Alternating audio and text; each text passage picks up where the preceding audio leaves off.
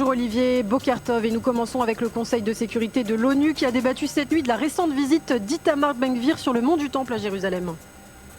Et Bokertov, Ilana, en effet, une session d'urgence est tenue cette nuit aux Nations Unies à New York sur cette visite il y a quelques jours du ministre de la Sécurité nationale, Itamar Ben-Gvir, sur le mont du Temple, une visite qui n'aura duré que 13 minutes, mais qui a suscité une vague de condamnation dans le monde entier.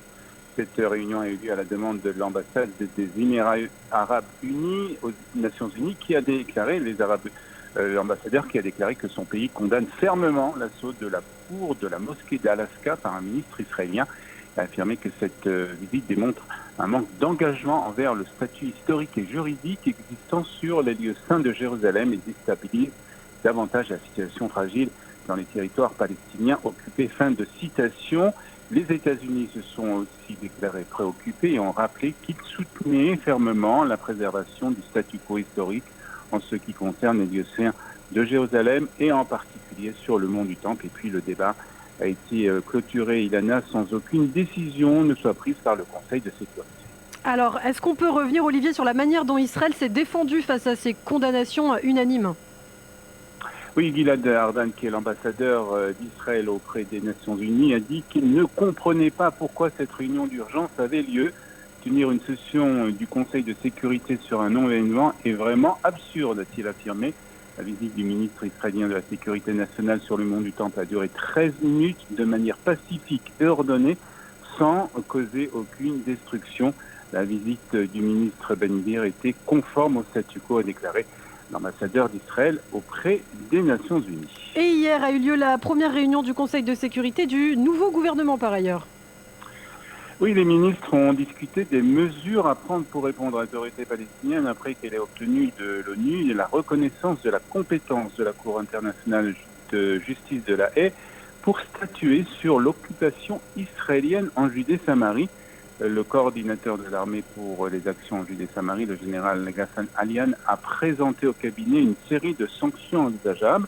Le Premier ministre avait demandé de garder confidentiel le contenu de cette première réunion, mais une bourde de son service de presse a entraîné la publication de l'information.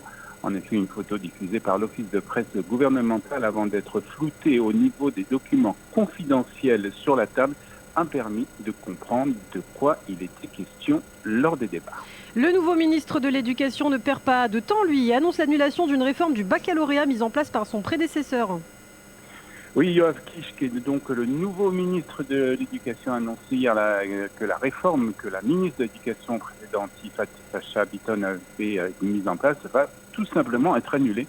Selon cette réforme entrée en vigueur à la rentrée scolaire 2022-2023, les élèves israéliens ne devaient plus présenter que 4 à 5 épreuves du baccalauréat contre 12 à 14 auparavant. Le reste devait être évalué sur la base de contrôle continu.